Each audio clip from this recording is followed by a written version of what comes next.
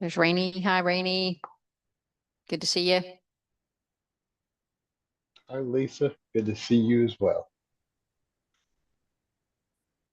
All right, we're all set up here waiting on Don.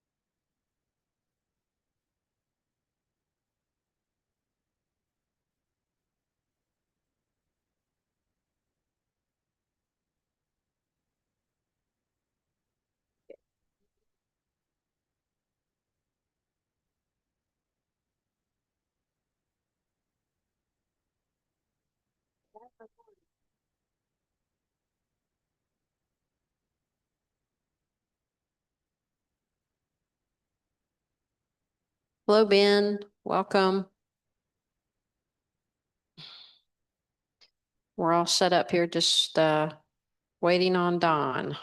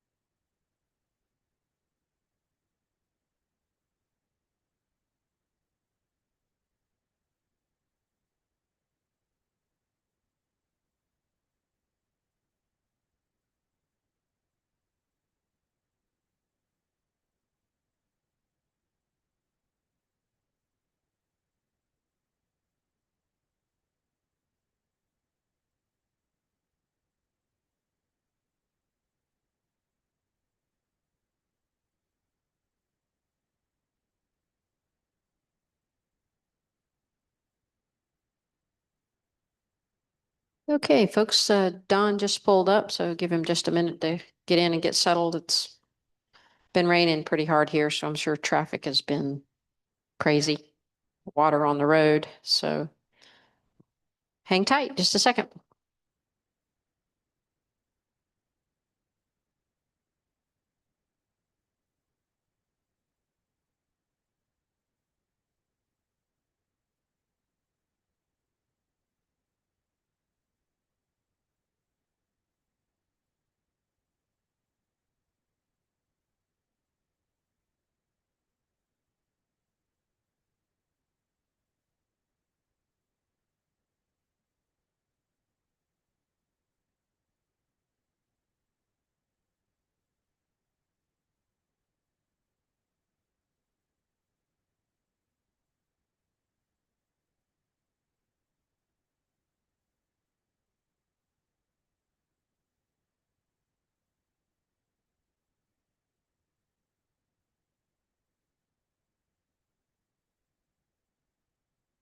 Hello, Carmen. See you there. Hi. Okay, Don's getting settled, and we'll start whenever he's ready.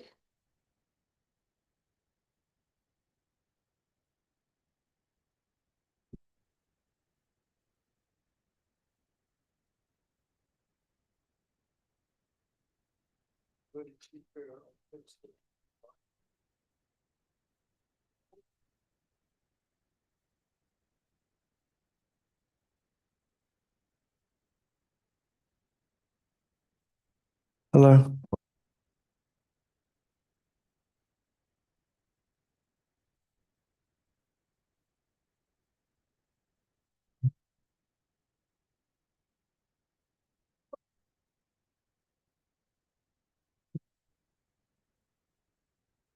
Done with it.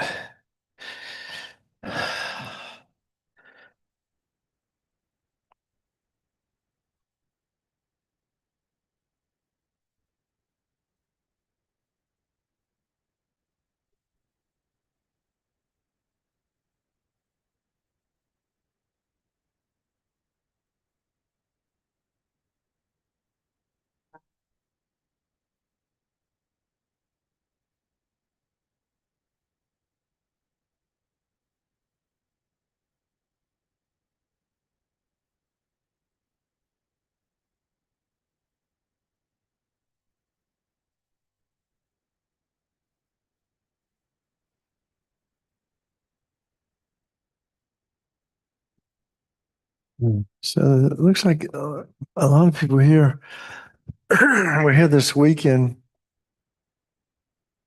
Oh no, were you here this weekend? Oh really? My goodness. Welcome. Um, this is not like jumping into a calculus class halfway through this. It's not that like it's, we'll review. I like to review things anyway. So we're talking about karma. You know anything about karma? Yeah, a few. There's a lot of music, a lot of t-shirts. Yeah. Karma, karma, karma, karma, karma, chameleon. Boy George. Huh?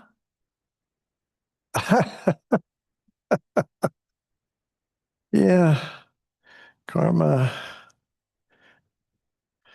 Well, they say it's the most important subject in all of Buddhism. It's hard to kind of pick, but nothing else works if you don't understand it. So it has to, and it is an important subject to understand. All right. So let's wait a minute and let Jeevan get back. Oh, thank you. Good idea. Well, it's my. By the way, this little booklet put out by the FPMT when I went to pick up a month ago, I guess I was in Nepal with my kids. It's my I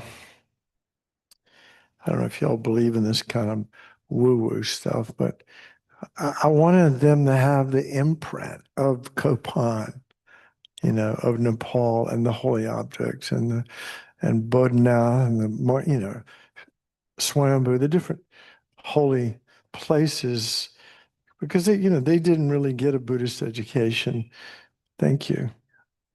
As much as I tried to force feed it to them. Even to this day, if I say, what are the Four Noble Truths?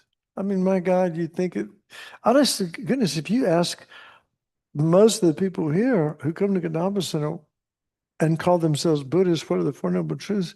I bet you 2/3 of them, at least a half, would not know what they are. It's not, we, Lamy thank you, Jeevan. Lamy used to say the FPMT, our job is to educate, educate people about the Dharma. So that's a big deal, not, knowing what the fundamental truths are. So how do I tell my kids, we're sick, there's a cause for the sickness, it can be cured, and here's the medicine. That's a good way that's a good start. They can remember that part of it usually. But the details, so maybe the karma will ripen in the future. And it will ripen in the future, whether it's this lifetime or some future lifetime away. I sort of have that belief, but we'll see. Hopefully it'll be sooner rather than later, because life is tough enough. All right, so I did I talked a little bit about each class. I talked about the taking refuge in refuge in bodhicitta, right? Refuge in the Buddhas and our own potential to be a Buddha, the Dharma, the realizations on the path, and our ability to realize those truths in our own mental continuum. The Sangha, the spiritual community, usually is the Arya Sangha, those that have seen emptiness directly, but just generally speaking, helpers along the way, and our ability to be that for others. So we take refuge in the Buddha, the Dharma, and the Sangha, and then generating bodhicitta is that altruistic intention to become enlightened. And so the first two lines differentiate Buddhist from a non-Buddhist, right? And the second two lines differentiate someone who practices the Mahayana path, the Bodhisattva path of the six perfections, aimed at becoming a Buddha to benefit all beings. So that's what refuge is about. And does anybody remember what the three things to think about before you take the refuge vows? I mean, the refuge prayer? Well, things to contemplate before you do it.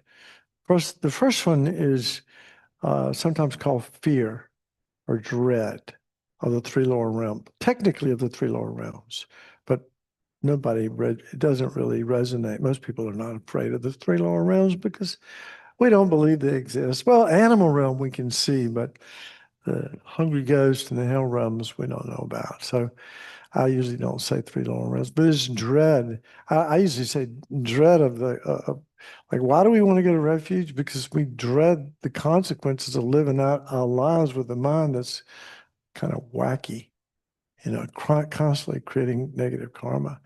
24/7, we're motivated by selfishness, self-cherishing attitude. So a dread of the consequences of having that kind of mind. And then the second is confidence, confidence in the three jewels, and confidence. And sometimes they use the word faith. I think the word faith, I used to recoil about the word faith, but I think faith and confidence convey the same message. But there's definitely an element of faith in Buddhism, because we can't prove karma, we can't prove rebirth, we can't even prove that, at least we can't prove that we can be enlightened, we can't prove it, or that we could even achieve a nirvana. However, we can see little bits of it. We can see progress. If we practice, we can see ourselves progressing.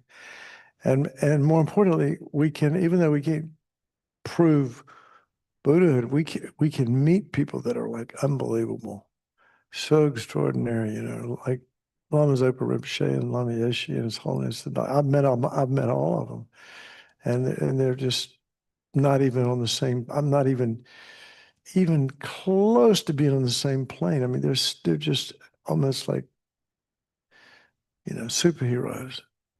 So I think that gives us confidence. Gave me a lot of confidence in the Dharma. And then the last is compassion for ourselves and for all other beings.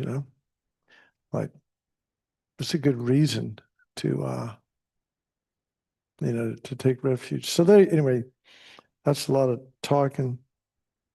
And then the four measurables: immeasurable love, immeasurable compassion. These are actually the definitions of love.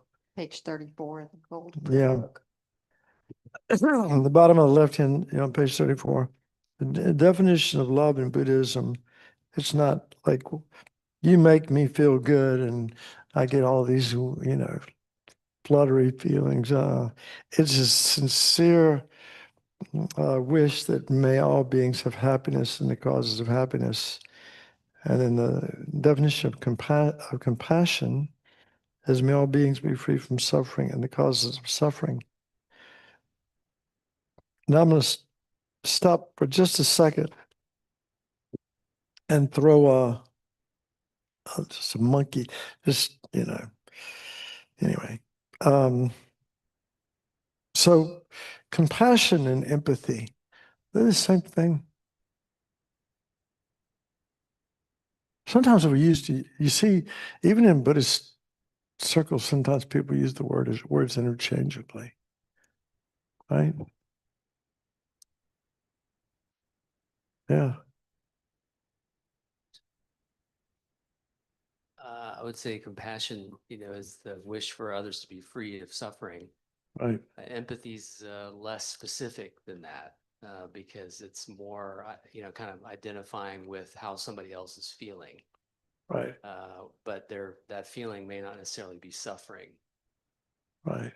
At least it's almost like we think we're almost like mind reading when we're empathic. There's a book. Doggone it! I was looking up my dictionary in here.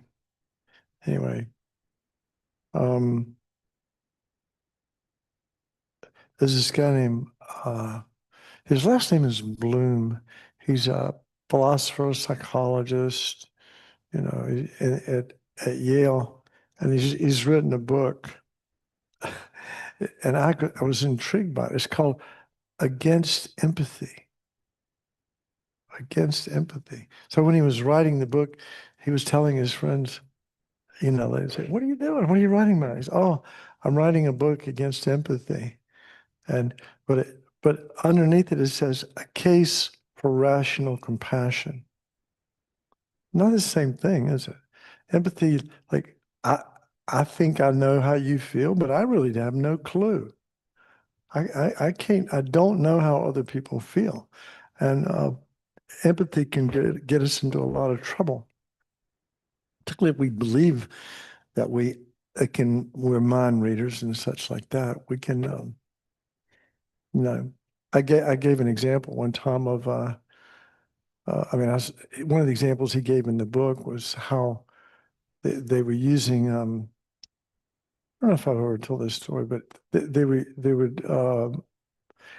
there was a orphanage in Laos, I believe, in Cambodia, and they had all these children, and they had a nonprofit come in and they took pictures of the orphanage and all the children and then those videos went out to raise money all through Europe.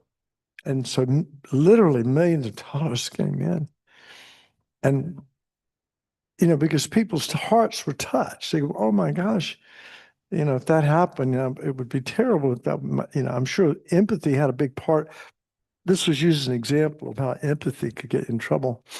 So people were very empathic. Felt they could see these suffering, these children without parents and so on. So they gave a lot of money. And what happened was the people who owned the orphanage started going out and stealing small babies, to keep the orphanage going and to raise more money and to take, and so these people who had empathy, but they didn't have wisdom, and it's different than compassion. And compassion is, may you be free of suffering and its causes. It's not, I can't read your mind. I don't know exactly what you're experiencing. I can sort of intuit it, but I may or may not be right. So anyway, that was an example of where empathy kind of went afoul because it wasn't wisdom. But compassion can get you compassion without wisdom can get us in just as much trouble. So, anyway, may all sentient beings be free of suffering and its causes. Is compassion. May all sentient beings be inseparable from the happiness that is free from suffering. Is immeasurable joy. And then may all sentient beings abide in equanimity, free from attachment for friends and hatred for enemies. And of course, that's the first meditation, in generating bodhicitta. I think Venerable Rubina went into that in great detail over the weekend. How we cling to our friends and feel aversion to people we don't like, or people that the enemy of our enemies, or people that have harmed us or said something that we feel aversion toward. But the vast majority of people, of beings, actually fall into the category of strangers that we feel indifference toward. We don't have any regard for at all. You hear about, 160 people died in Texas in the flood. You're like, oh, that's so sad. Then on to the next thought. I mean, it doesn't it doesn't stir us in any way usually. Some people it does, but for most of us, it's just another thing that's happened in the world. So anyway, most people, the three categories of beings are friends, strangers, and enemies. So usually, we have attachment for the friends, indifference towards strangers, and aversion toward the so-called enemies. So we need to build the castle of bodhicitta. We need and become enlightened. We have to have equal regard for all beings. We can't just get enlightened for our best friends, or our family members, or those that we're close to. Excuse me. So those are the first two prayers. And the settlement prayer, reverently I prostrate with my body, speech, and mind. So what is prostration an antidote to? Yeah, good. Hey, good answer. You get a star you get a check for that. Yeah, so that's the one. And I noticed that most people, I know first time I did prostrations, it felt very strange because it's not part of our culture. But the only thing that really was holding me back was just my sense of pride. And so so pride is a huge obstacle to learning, isn't it? Because if you think you know everything, you're not going to listen. You're not going to learn anything new. And so pride sometimes is likened to, you can't learn anything because you're usually arrogant and have some sense that you already know what's going on. So we need antidotes to pride, and humility is a sign of which we're striving for. You know, alleviating our pride is a huge step in that direction. And then I present clouds of every type of offering actual imagine. So making offering is an antidote to practicing generosity, is an antidote to miserliness, right? Stinginess. So it's kind of, and it's also, we sort of opens us up a little bit when we make an offering. I know those doing water bowl offerings and stuff. That's one of the things I notice when I do that practice is it does kind of opens the heart a little bit when we offer, sincerely make offerings. So it's an antidote also to, like I said, miserliness and declaring all my negative actions accumulated since beginning this time. So declaring it, is regret. It's acknowledging. It's the first step after remember we went through the four R's for um, ways for purifying negative karma, and regret is huge. So we have to acknowledge our negative actions and feel regret. So we're declaring our negative actions accumulated since the beginning of this time, which is also acknowledging that maybe he said, well, I haven't killed anything or anybody in this lifetime, or I've never stolen, at least knowingly, or I've never, committed adultery or whatever. You figure it out, you go down the list of negativities in this lifetime, but we've done everything in past lifetimes. So it's a lot of negative karma to purify. So we're declaring all our negative actions accumulated since beginning this time, rejoicing in the merit of all holy and ordinary beings. So what is rejoicing? An antidote to, pardon? Jealousy. Yeah, antidote to jealousy. So if somebody runs off with your partner, your wife, your spouse, rejoice. Good luck with that one, right?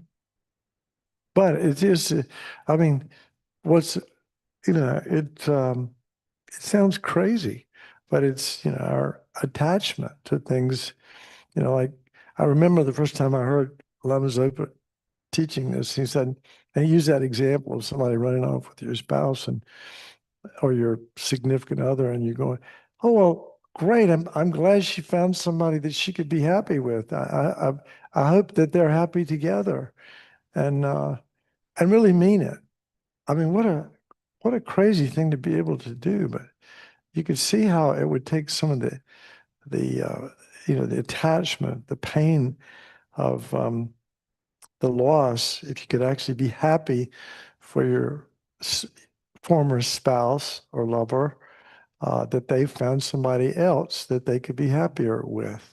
That'd be, and rejoicing in their good fortune, if it turns out that way. So rejoicing is an antidote to jealousy.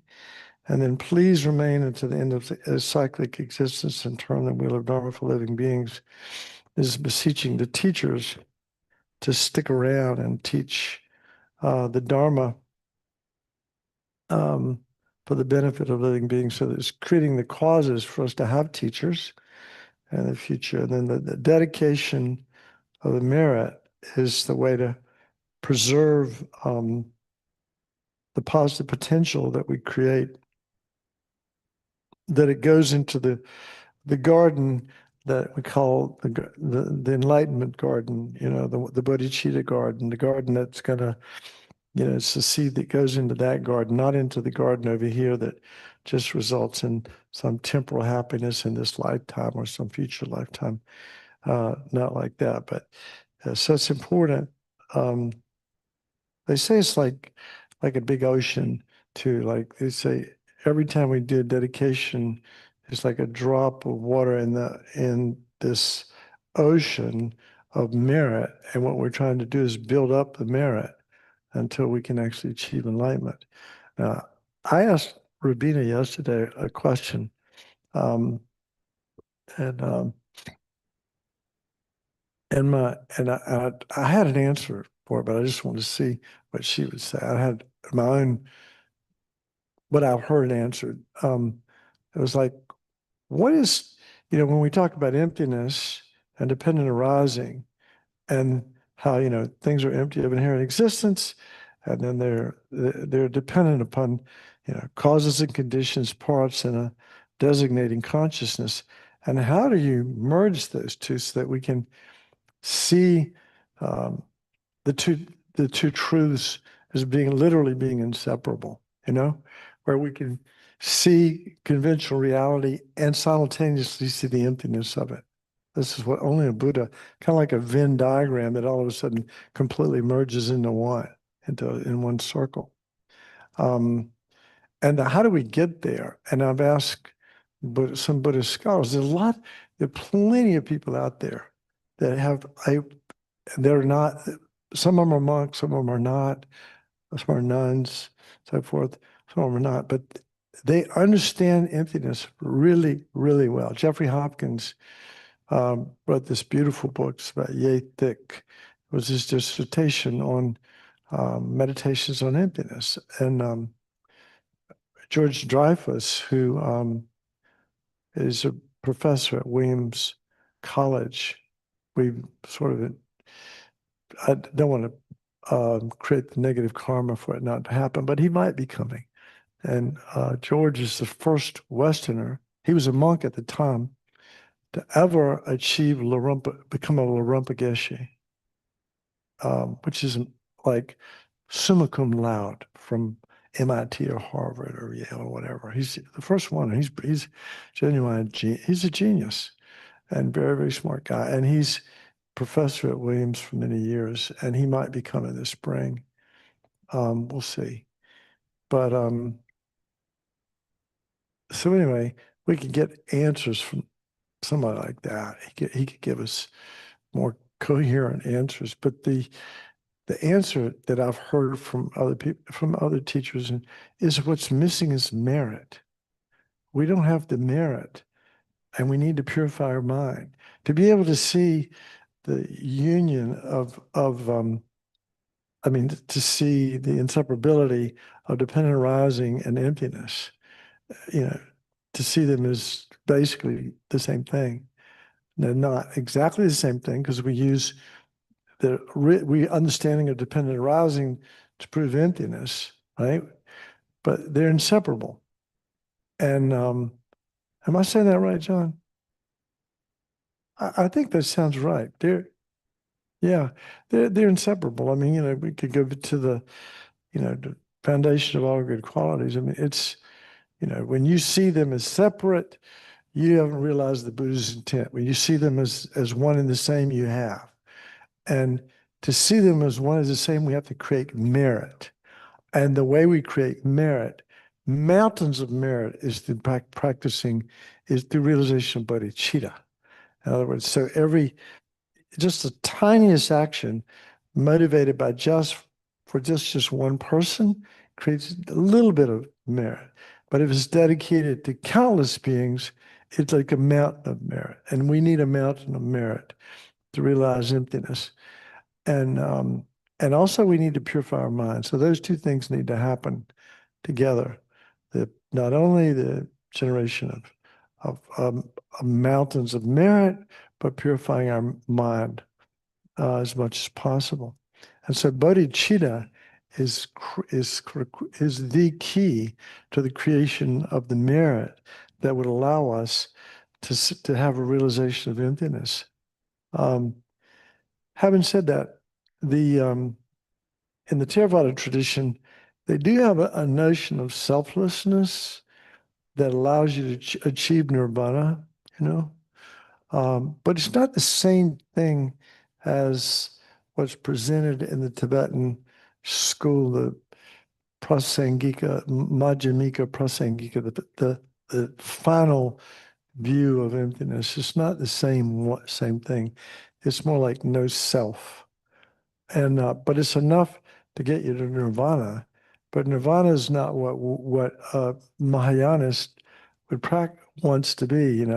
Nirvana means just I am free from suffering. I'm not suffering anymore. I've stopped the ego. Rabina often talks about the we talk about the three levels of practice in Tibetan Buddhism, the intermediate, the beginner, the first level and the intermediate level. They're more of the Theravada or Hinayana, the lower scope teachings. But what's unique to the Mahayana tradition is bodhicitta. And so we need that to create the merit to have the direct intuitive insight into emptiness. And without it, it's impossible to become a Buddha. Impossible. Even if we have gained this insight into the ultimate reality of emptiness, it won't become intuitive. It won't touch our heart. It won't change our worldview. We'll understand it. There are a lot of people, like I said, that are scholars that have understood the meaning of these words.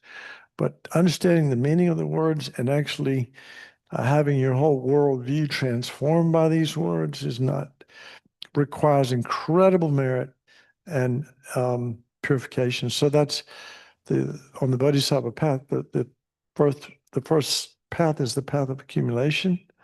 All right, pretty sure. Yeah. So we got to accumulate a lot of merit, and bodhicitta is the key to that. All right. So there we go. Let's do the prayer. Let's do these prayers. I go for refuge until I'm enlightened, to the Buddha, the Dharma, and the Supreme Assembly. By my practice of giving and other perfections, may I become a Buddha to benefit all sentient beings. I go for refuge until I'm enlightened, to the Buddha, the Dharma, and the Supreme Assembly. By my practice of giving and other perfections, may I become a Buddha to benefit all sentient beings. I go for refuge until I'm enlightened, to the Buddha, the Dharma, and the Supreme Assembly. By my practice of giving and other perfections, may I become a Buddha to benefit all sentient beings. May all sentient beings have happiness and the causes of happiness. May all sentient beings be free from suffering and the causes of suffering. May all sentient beings be inseparable from the happiness that is free from suffering. And may all sentient beings abide in equanimity, free from attachment for friends and hatred for enemies. Reverently, I prostrate with my body, speech, and mind, and I present clouds of every type of offering, actual and imagined. I declare all my negative actions accumulated since beginning this time, and rejoice in the merit of all holy and ordinary beings. Please remain until the end of cyclic existence and turn the wheel of Dharma for living beings. I dedicate my own merits and those of all others to the great enlightenment. Then we can skip the mandala offering. Well, what the heck? We'll do the mandala offering too. Now this is some people know this mudra. Most of you probably do. Usually you want to, when you're doing the mandala offering, and you do this mudra, which symbolizes basically the universe, everything in it that's good and wonderful. And so you basically have the Mount Meru, which are the two fingers pointing up in the four continents. And if you have a rosary, use that. But you always want to have, if you have some beads on your arm or whatever, you want to offer something if you have something to offer. I've heard that said. All right, so we'll do the mandala offering. And this is, like if somebody was going to give us the keys to the universe, and we really believed it, we would give them anything. We would give them the universe if they could give us the keys to, lasting peace and satisfaction and happiness. There's no amount of money in the world. So here we are. We're willing to offer everything in the universe that's wonderful in order to connect with these teachings. And this ground anointed with perfume, strewn with flowers, adorned with Mount Meru, four continents, the sun and the moon. I imagine this as a Buddha fill and offer it. May all living beings enjoy this pure land. Idam Guru Ratna Mandala Kamni Yatayami.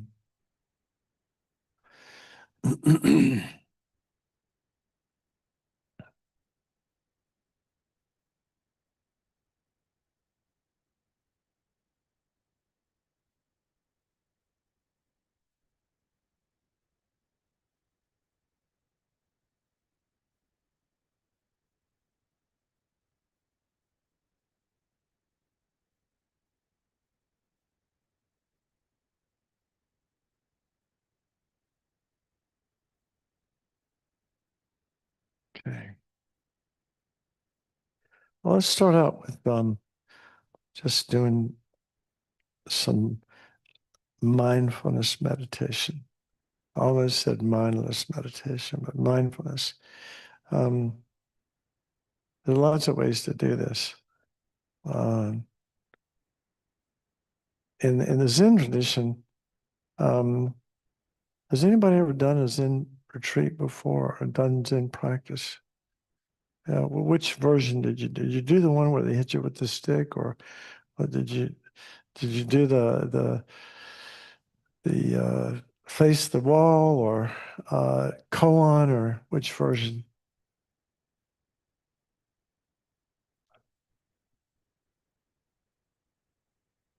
I don't think retreat would be the right word. I don't think I worked that hard.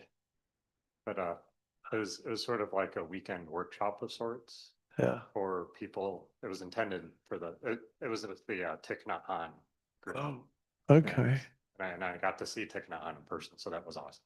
Wow.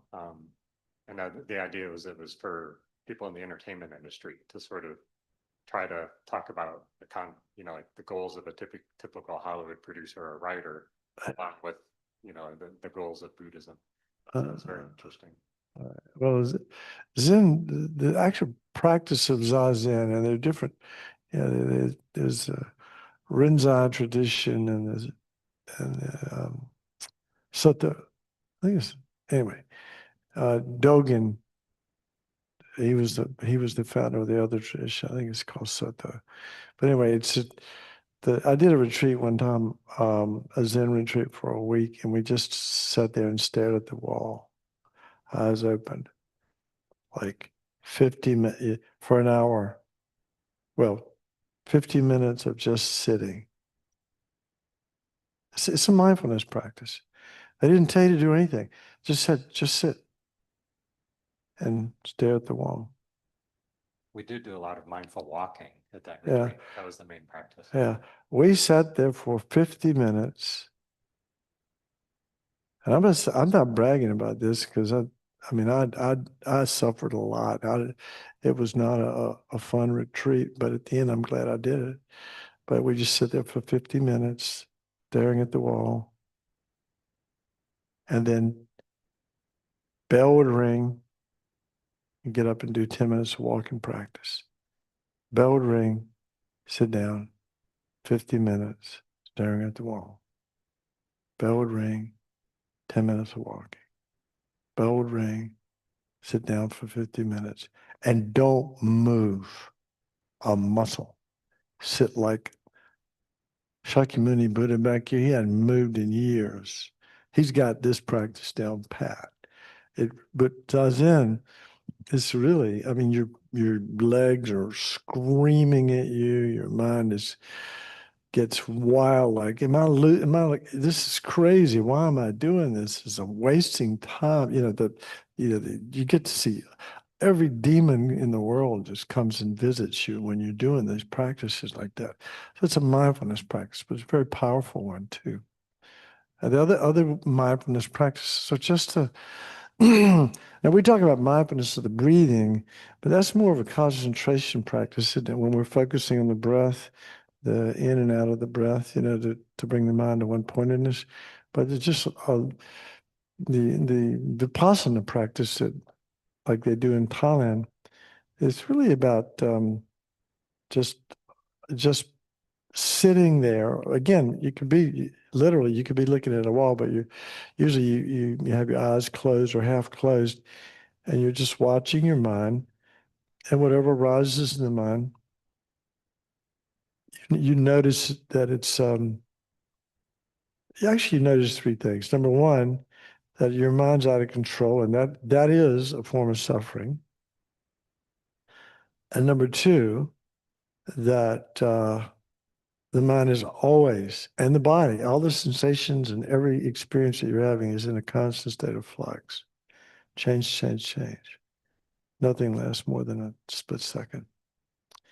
And the third thing is that everything that is in your awareness is not you. It's just like, and some people do the practice, they do labeling, like thinking, when thoughts are in the mind.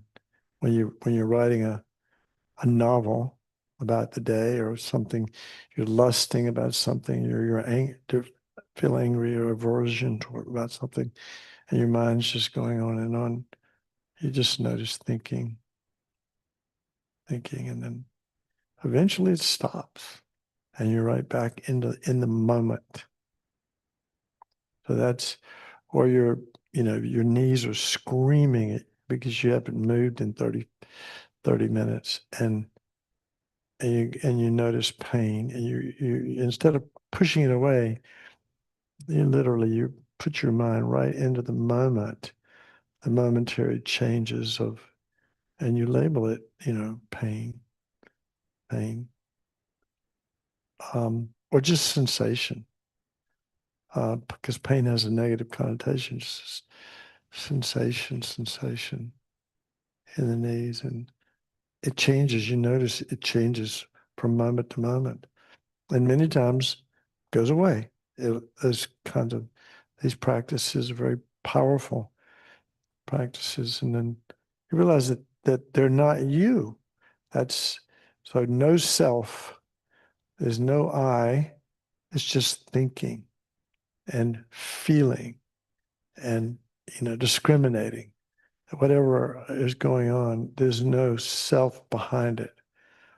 There's no place in this continuum of constant change. There's no place where you can point to an I because it's already changed like that. So let's try to do a bit of mindfulness practice like that. Just being aware of what's arising in the mind. And I'll tell you, I did at this one monastery in Thailand that I visited. I met this monk that he'd just gotten out of a 3-year.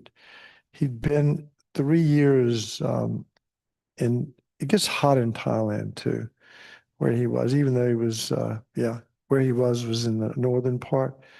It was very hot, but he had been in this retreat for 3 years, and they had put over his little kuti, like a little building, 1-story room that's built on stilts, basically.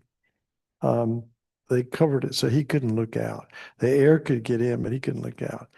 So he just amazing practitioner. And I was able to talk to him after the retreat, and I said, "What was the most powerful thing you learned during that retreat? What's the most useful thing?" And he said, impermanence, that nothing lasts, no sensation lasts, no thought lasts, nothing lasts. So maybe we'll watch the mind for 5 minutes or so and just notice what your experiences are, both physical and mental, and how they're in a constant state of flux.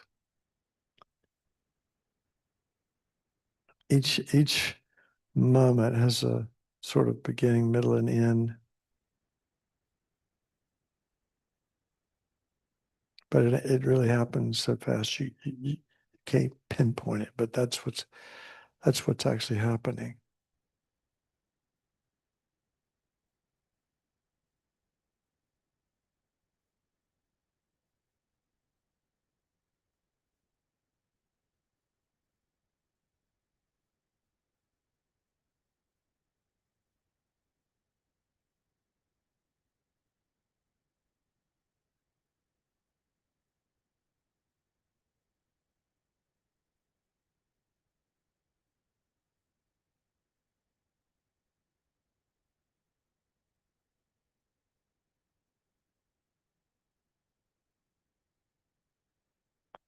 And if it helps to label, then you could say thinking silently, or feeling, or sadness, pain, whatever your authentic experience is. Be honest about it and notice it. And if you need to, just label it.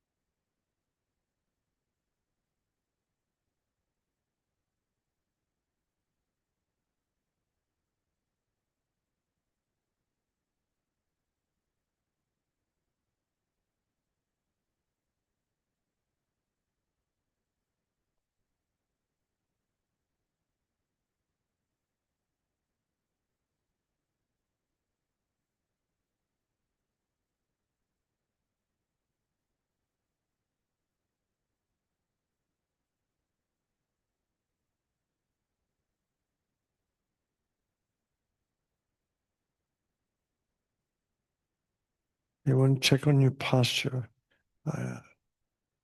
Making sure you're sitting upright, spine straight, your shoulders sort of a little bit back, a little bit down. Your chest is open, chin slightly tucked in. Maybe your eyes are slightly closed or closed. You can close your eyes completely if you need to. And your tongue is at the roof of your mouth. And if you're Thich Nhat Hanh practitioner, you probably have a little smile on your face too. Like a half smile, like the Buddha always has a half smile.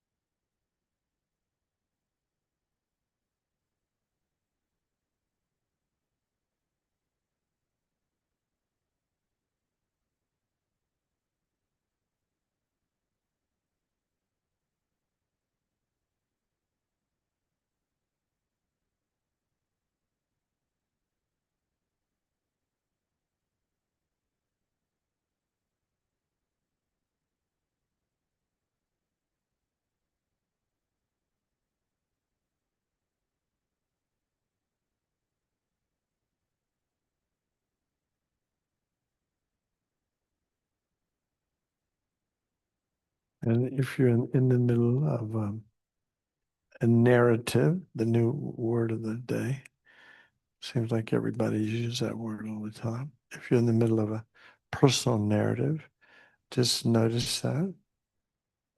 And I might say narrative or thinking. And, without saying my narrative or I'm thinking, you're just noticing thinking.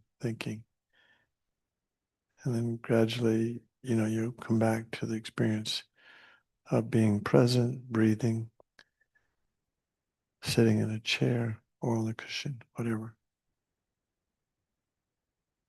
Back into the moment, into the present moment.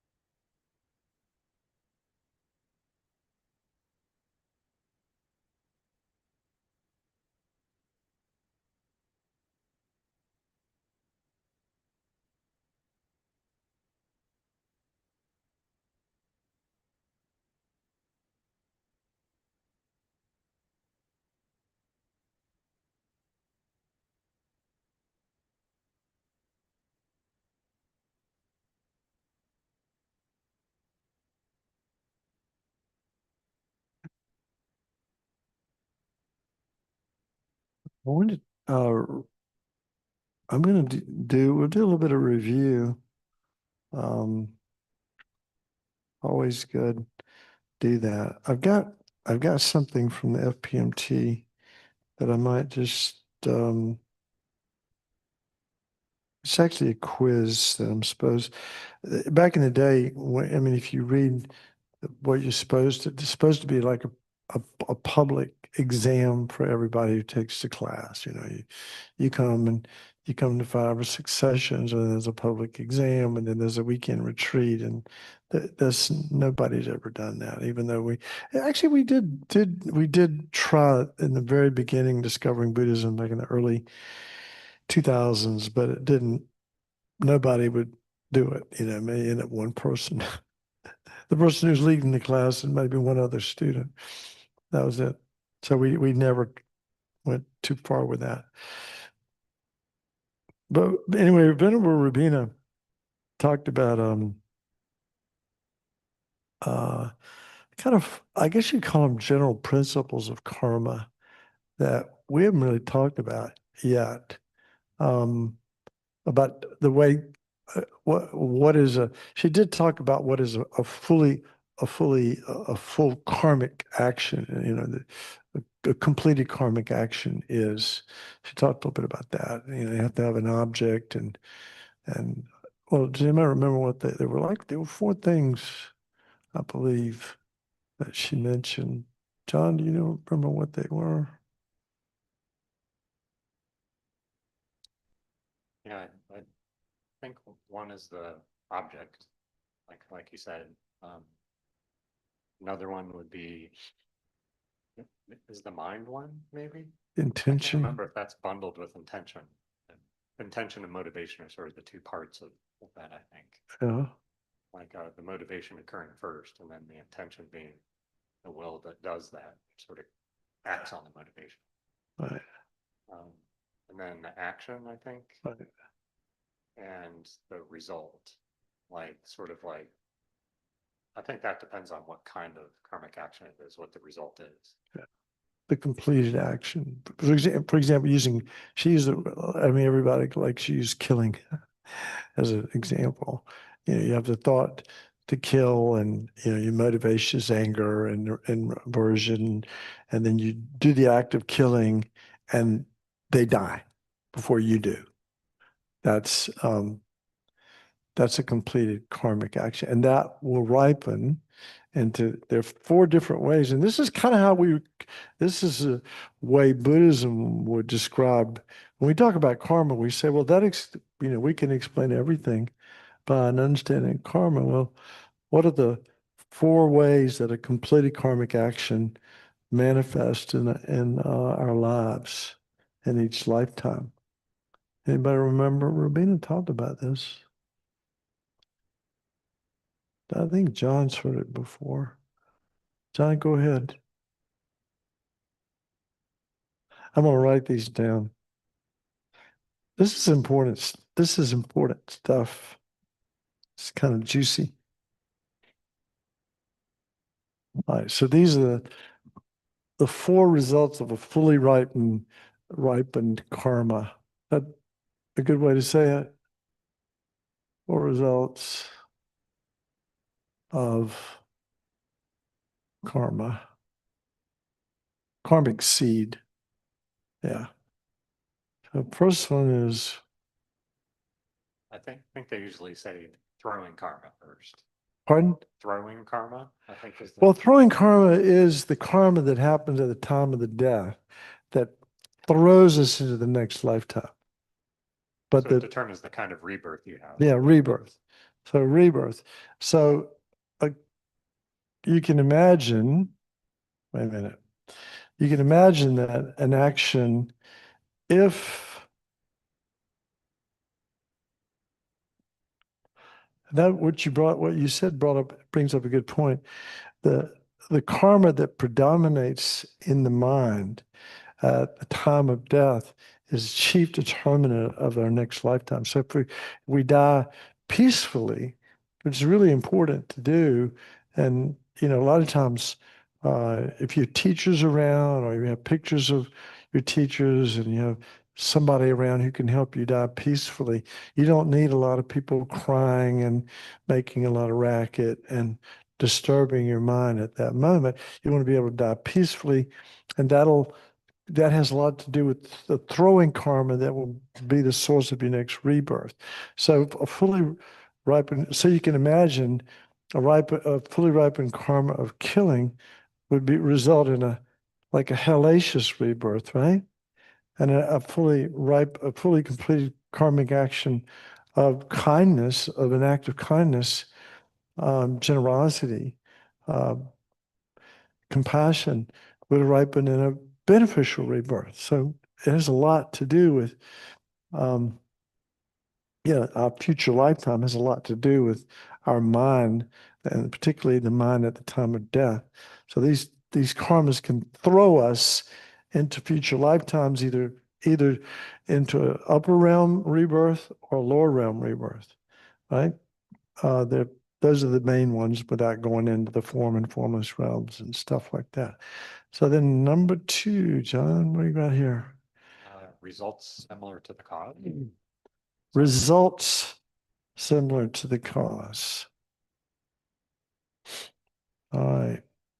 That's, I think, most similar to the classic reap what you sow sort of expression. Yeah. So if you give me a good example, John. Let's go back to killing. Yeah, I think Venom Barbini is the example of dying young or maybe getting an illness. Yeah. Yeah, we could get killed for sure. If we've killed, we've created the causes to be killed or have illnesses or, have a lot of bad health and situations like that. So results similar to the cause. And then number 3, Actions similar to the cause or like habit.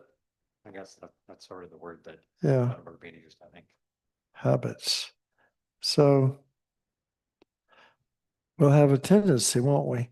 And the next lifetime, if we've been kind and compassionate and developed ourselves along the bodhisattva path, created a lot of good karma, then in the future lifetime, some people we see it in this lifetime. We see some people who just are just naturally nasty, and we go, where did that come from? I mean, there are actually, without being too dramatic, there are evil people in this world.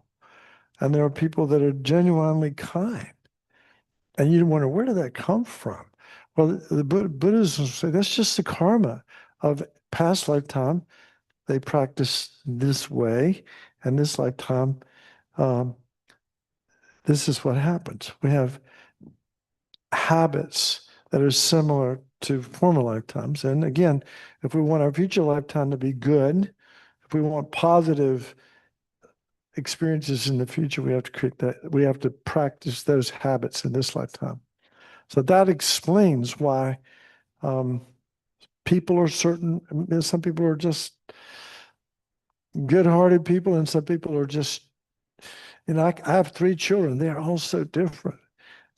All from the same genetic pool, but just way different in terms of their habits and their tendencies. And then last but not least, this one's not that interesting, but I guess it should be. What is this one, John? Environment. Environment. Help. So if you if you live in a place where there's a lot of squalor, and I mean, I don't know if anybody's ever been to a third world country. I think it's worth going there just to be. I used to live in India for different times. I don't know, Nepal. I've seen a lot, and you can see people living in like unbelievable squalor, and that's the karmic fruit of past former negative actions. And then some people live in like, they're in $1 billion homes down in Palm Springs or wherever it is, you know, inside the belt line. Let's just go there. Teasing you. But people who live in really nice places and people who live in not so nice places, and their living situation, their environment is the fruit of their past karma. So again, this is important to get this, that our karma can throw us into a fortunate or unfortunate rebirth. It has a lot to do with what we experience in this lifetime. If if we have yeah, I mean, if we're sick or we get killed early, if we have a early death, or some bad things happen, or good things happen. You can think of it in a positive terms. You think, how did that person win the lottery? Or how did they get so lucky? They were born into a family that had a lot of money and a lot of and kind parents, and everybody likes them. And what is that all about? Well, that's results similar to the cause, and then actions or habits. Some people bring into this lifetime really bad habits and good habits, and that's the proof that's coming from our past lifetimes, and then the environment that we live in is also karmically created by our former actions. So that's useful. It explains everything, explains the world. Whether you believe it or not is another story. You believe this? It's kind of a leap of faith, isn't it? It is. I mean, it's this is where, Buddhism, we can't prove it. It's said that only a Buddha, and we're not a Buddha, I don't think, I know I'm not anyway. Maybe you guys are just sitting here humoring me while I'm letting me teach myself a little Dharma. But, said that only a Buddha really understands the fine workings of karma. We have to sort of um, uh, creatively align it. I don't know what Rabina uses, the word she uses, but I like, I've heard other teachers say we play with it. Just give it live as if this were true and see what happens. I remember Lama Zopa said something that really shocked me. I've never heard him say it again, and I might have misheard him. I'll say that. But the first class that November course in Nepal that I took back in the day, 19, whatever, at the end of the class, and he'd been teaching for a month, and he was teaching basically, the three principles of the path, and but in his own way, of course. And at the end of the course, and he was so like, he spoke as if this was the truth. There was no doubt about it. At the end of the course, he said, look, every word I've said might not be true. But if you live your life as if it were true, great things will happen to you. Great things will happen to you.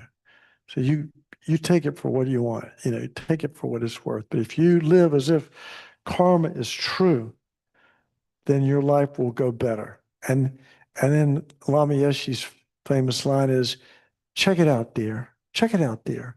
He used to say, when people ask questions and stuff, he'd say, just check it out. Give it a try. See what happens. See if your life goes in a good direction or a negative direction. See if it benefits you and others. If it benefits you and others, should put it into practice. And last but not least, whenever the last time I ever got to speak to Lama Yeshe, he said, as I was leaving, he said, as much as I can, and I think this summarizes the whole Buddha Dharma. It says, as much as I can, I dedicate my life to others. Kind of a summary of what a Buddha would say and would do. So it's a good start. So what are again, lots of lists here. Let's go over them real quick. So the 4 laws of karma. Now these are things that we should know, should have memorized at least. The first one is that what? Positive. Say your name, I'm sorry. Hannah, Hanna. That's how my daughter spells her Hannah. That's her name, Hannah Brown. Anyway, so the first one is basically, Hannah, positive actions always lead to happiness. So I'm just going to make it easy. So and the way we know that an action is virtuous is that we look at the long-term result, not the short-term result, but the long-term result. If the long-term result is happiness, that action was virtuous. And the Buddha gave us some pretty good ideas what to do and not do. He said, avoid killing, stealing, sexual misconduct, lying, slander, harsh, frivolous talk, greed, hatred, ignorance, just for starters. Those are the basic precepts that any Buddhist, anybody who aspires to be a Buddhist or is a Buddhist or calls themselves a Buddhist should, as much as possible, try to live in accordance with those precepts. And then, of course, negative actions lead to suffering, or, yeah, we just could use the word suffering. And so how do we know that an action's negative? Because it might look like it's positive, right? It might, on the surface, something might look positive, but if the end result is suffering, it was negative. And we have an enormous potential for self-deception, don't we? Enormous potential for self-deception. So we can think, oh, I'm doing it for him, or I'm doing it for her, or I'm doing it for them. And yet what we're doing it is doing it for our ego. And so if the end result is negative, then it was non-virtuous. So as much as we can, we want to be happy, right? We don't want to suffer. So we need to practice virtue. We need to avoid the 10 non-virtuous actions and practice our opposite. Instead avoid killing, well, as much as possible, save lives. Avoid stealing, as much as possible, be generous, and so on. All right. So then that's the first law of karma. Pretty straightforward. What you say, you reap, right? And then the second one is expandable, or how do you spell expandable? Is that close enough? I guess it is. Anyway, it grows exponentially. So every karmic seed grows exponentially. So a seed of kindness, just like a little oak seed, a little acorn can grow into an oak tree, right? A little seed, a little corn, kernel of corn grows into a stalk, that bears fruit. So karma, it grows exponentially. And so it's important to take every moment of our lives, be as aware as much as we can to plant the seeds of virtue on our mind stream. And the best way to do that is through bodhicitta awareness, like this constant awareness of, our intention to become enlightened for the benefit of all beings, and have every action be motivated with that kind of awareness. But hey, that's hard. So we do the best we can, but karma grows exponentially. And a good example of this is when you're upset with somebody. Let's say you've done something wrong. You know you've done something wrong, and you need to go apologize, but you put it off, and you put it off, and then by the time, then a couple of days go by, and you look on social media, and they've trashed you. For good, and they got thousands of people talking about what a jerk you are or whatever. Whereas if you'd gone right away and cleaned it up, and apologized and tried to make amends, wouldn't have gotten that back, wouldn't have gotten to that degree of whatever. And also just a time, you see a beggar, if you can, give them something, give them the change in your pocket. I remember Bob Thurman, who was a professor, he was actually the very first Westerner to become a Buddhist monk. He went to Harvard. He became then he went to New Jersey, where there was a monastery. He became a monk shortly thereafter. Then he didn't last that long, but he was a very smart guy. And then he got married and had a family. And actually, Uma Thurman, who's a movie star, is his daughter, actually. And then he went to Amherst College, and then eventually at Columbia, where he retired. So he's a Buddhologist, or a Buddhist scholar. And don't know exactly where I was going with Bob Thurman, other than it'll come to me in a minute. But anyway, so karma is expandable. It grows exponentially. Okay. Now, third law of karma. This is the hardest one to get. This is, Hannah, you're going to have trouble with this. I'll just tell you up front. It means that everything that we have ever experienced in our life is of our own creation. We are responsible for everything, the good, the bad, and the ugly, and everything in between. So basically, we can experience a result that we didn't create the causes for. There are a lot of ways to say it. Can't experience a result that we didn't create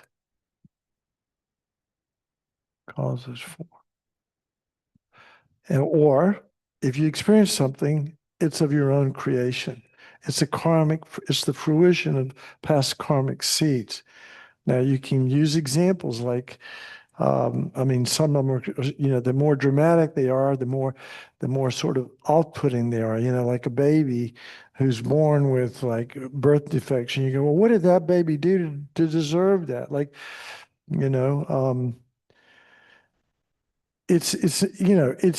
it's more for our minds than it is, but it also explains the world. And this is not a teaching that you would give somebody who wasn't ready to hear it, but it really is about being responsible. And in a sense, it explains everything that's ever happened to us, but it also empowers us to, when we understand it, it's like, hey, if everything that happens to me is of my own creation, then I can create the causes for future great things too. Right? I mean, I'm responsible for everything. So again, we don't get to play victim, even though that's our default mode. When bad things happen, we often go there. That's not where Buddhism's saying that. That's a dead end street. Don't go down that one. And I think somewhere in here in Buddhism, there's, we all have this sense of that. I don't know why I'm mentioning this now, but guilt. Guilt is kind of a common mental affliction that a lot of us experience. When we do something bad or wrong, we feel guilty, like, I'm a bad person and that sort of thing. And karma is not about guilt or being judged or anything like that. It's very matter of fact. You do this, you get that.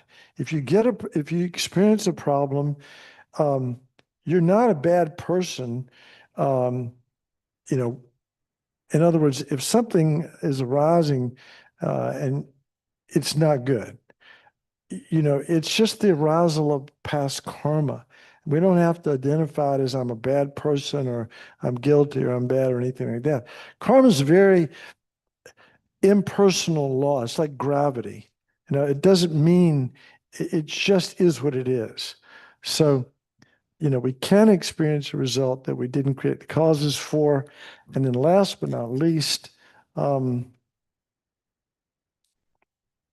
see, it's never lost. Okay. Karma's never lost. So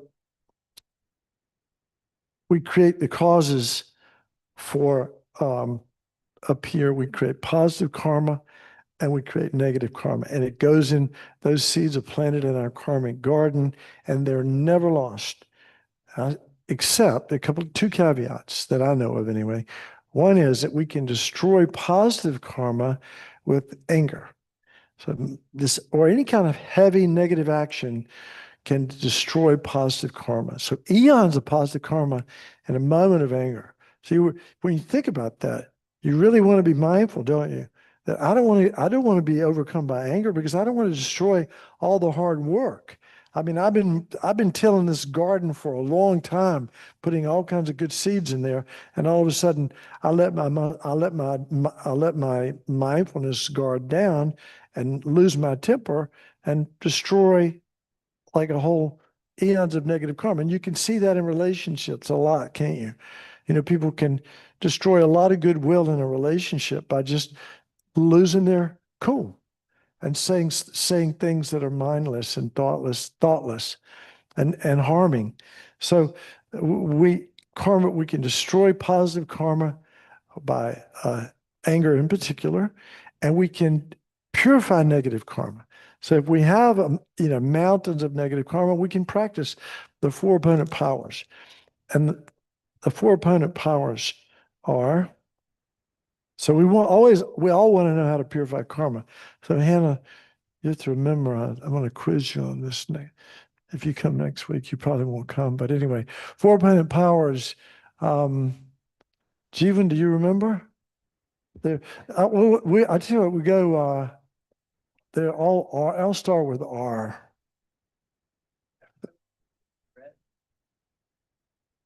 Yeah. Okay.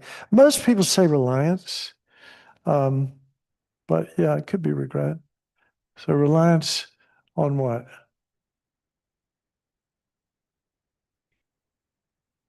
The three jewels, and some, and then also they'll add compassion, for for yourself and for the people that you've harmed, right? So reliance on the three jewels of Buddha, Dharma, and Sangha, and compassion. And then the next one is regret. Now this gets this is distinct from guilt, as I was talking about a moment ago. It's like we're we're not saying we're a bad person. We're identifying a behavior, an action of body, speech, and mind. Usually, most of the time for us, it's body and speech, right? Um, and we see where we did something wrong. We hurt somebody. We just even hurt ourselves, about a lot of negative self-talk and whatever, and we regret it. We said we weren't going to do something. We break the.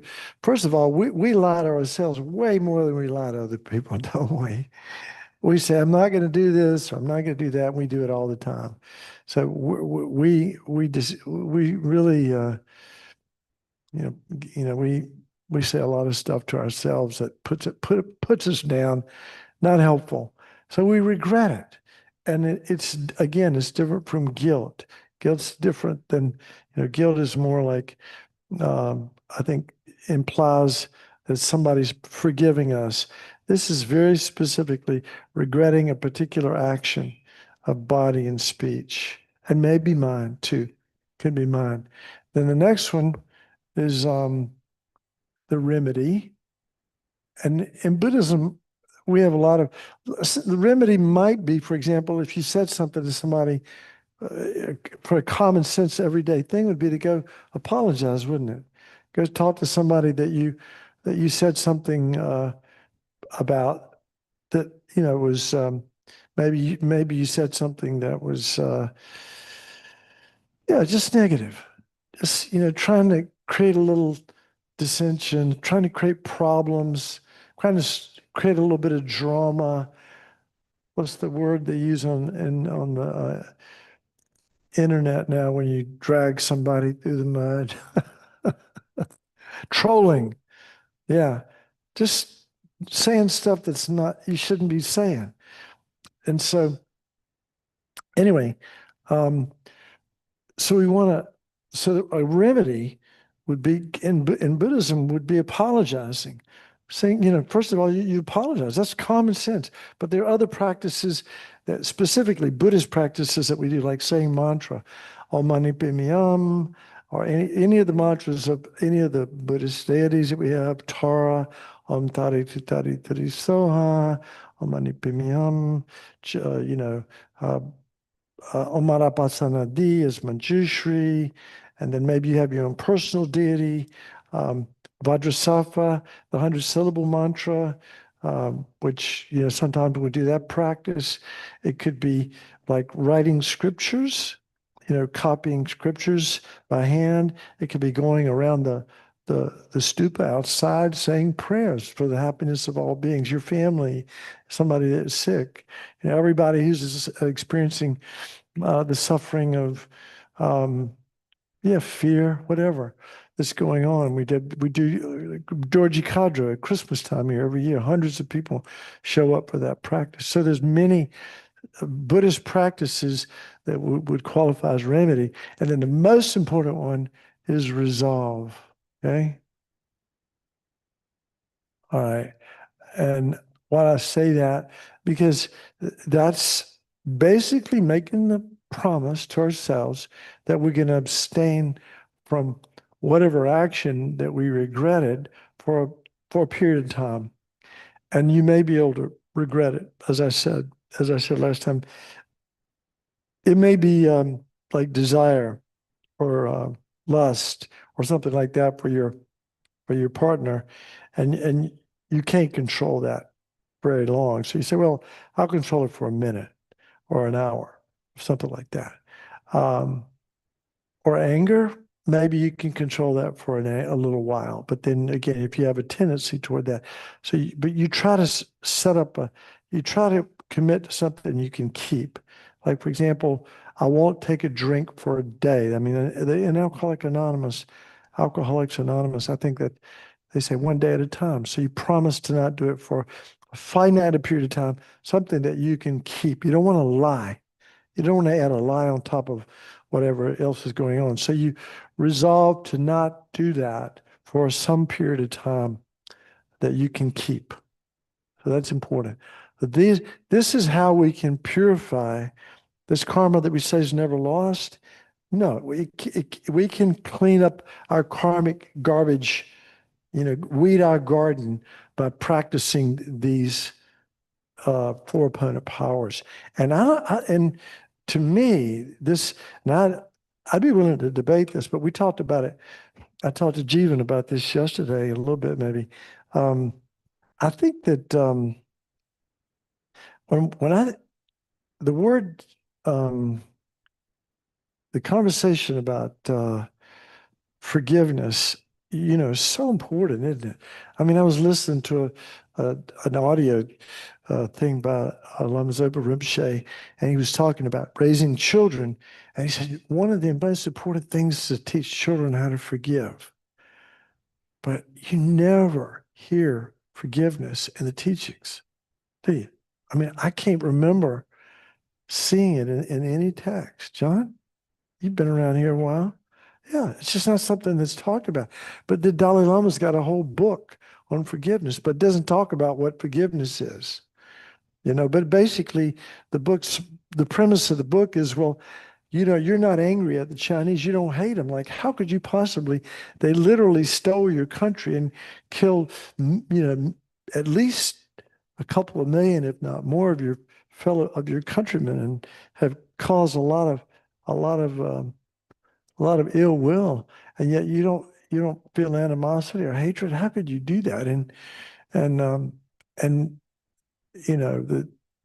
the term is, the writer used the word forgiveness.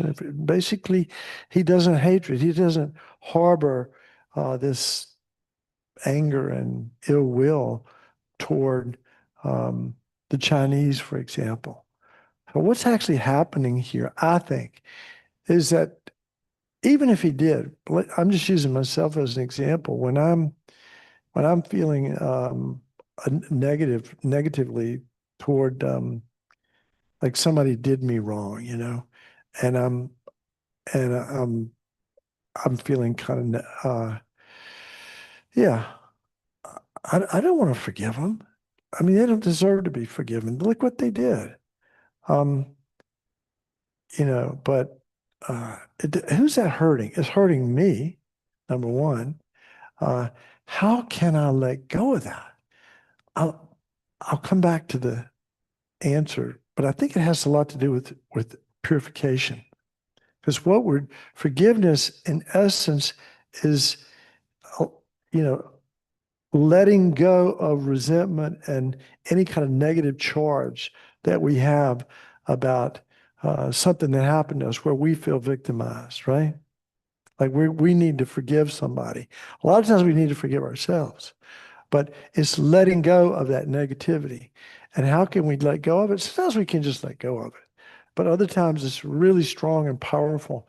And so we need these four opponent powers to actually let go of or take some of the charge off of a negative. Like if somebody, again, getting back to the one of somebody like kills a family member. How can you let go of that?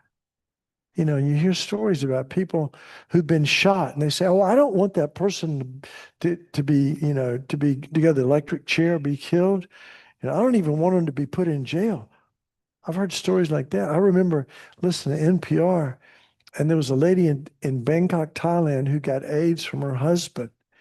And she believed in karma. Like she said, it was just, you know, she wasn't angry at her husband. She said, it's my karma.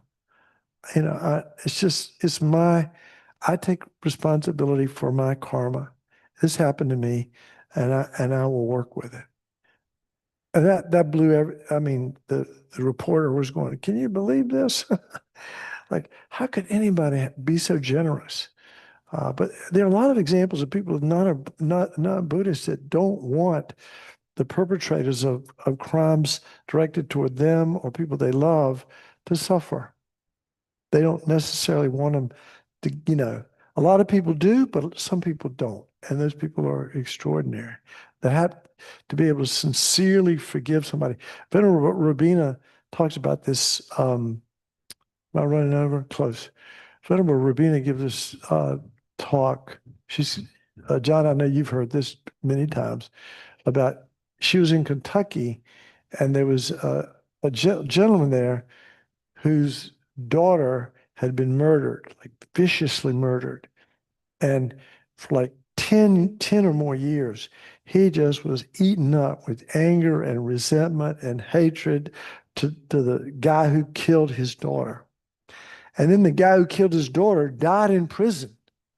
And yet he was still feeling this anger and resentment and all of these negative emotions. He was still hanging on to them.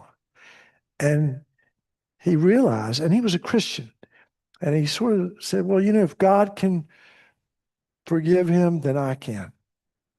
And that was he was a Catholic. And then he started going to death row and praying the rosary with guys on death row who were mostly murderers and guys people had done horrible things. You know, so he was able to forgive himself and also the perpetrator of this crime and people who'd done the similar crimes.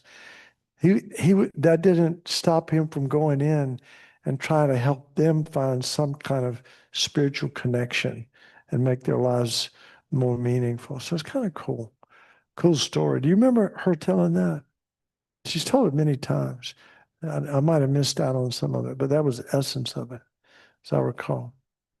Anyway, so karma is getting back to our very first class and uh, one in the video that we did, Venerable Dundrup, his name is Neil Houston. Neil has actually been here before in the basement back in the early 90s. He came one time and, he talked about all the teachings in Buddhism. There's nothing more important than karma. This is the key. This is like everything. Karma subsumes everything. It's the most important teaching in all of Buddhism. And even the Dalai Lama says, and I don't know, I might be repeating myself, but one time somebody said, I mean, his answer to this question was, which is more important, karma or a direct intuitive insight into emptiness? He said karma. He said karma is the most important teaching in all of Buddhism. That's pretty shocking because we're always talking about how important it is to realize emptiness and see the ultimate reality and so forth.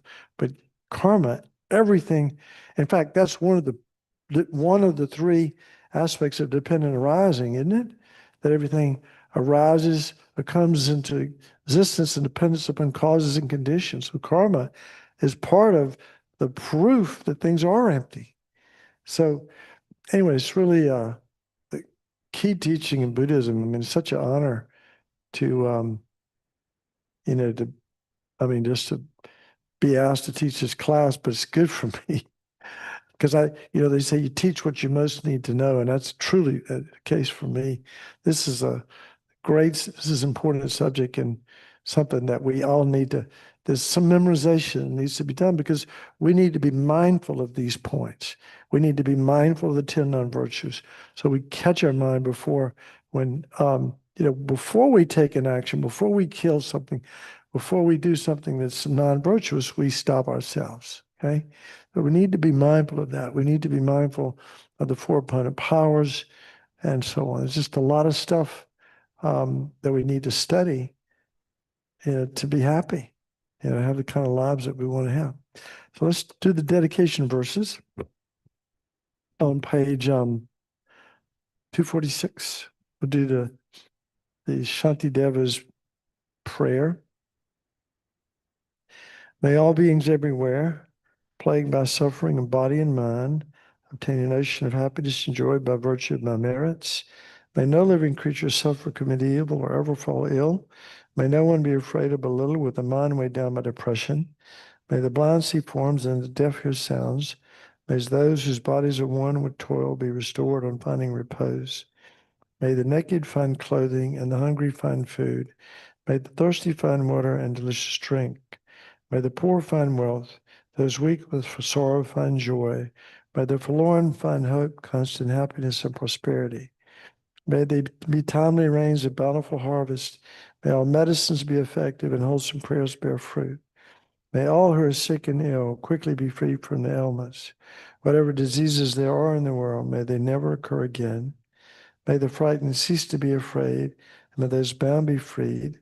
May the powerless find power, and may people think of benefiting each other. For as long as space remains, for as long as sentient beings remain, till then may I too remain to dispel the miseries of the world. Okay, amen. So have a good week. And next, how many more classes do we have? One class. One class. Well, I actually have the final exam right here. So we'll go over it next week. We'll go over the important points and then we'll do some meditation on some aspects of karma. All right. Thank you. Okay, thanks, everyone. Thanks, Don. Next week. Yeah. Thank you.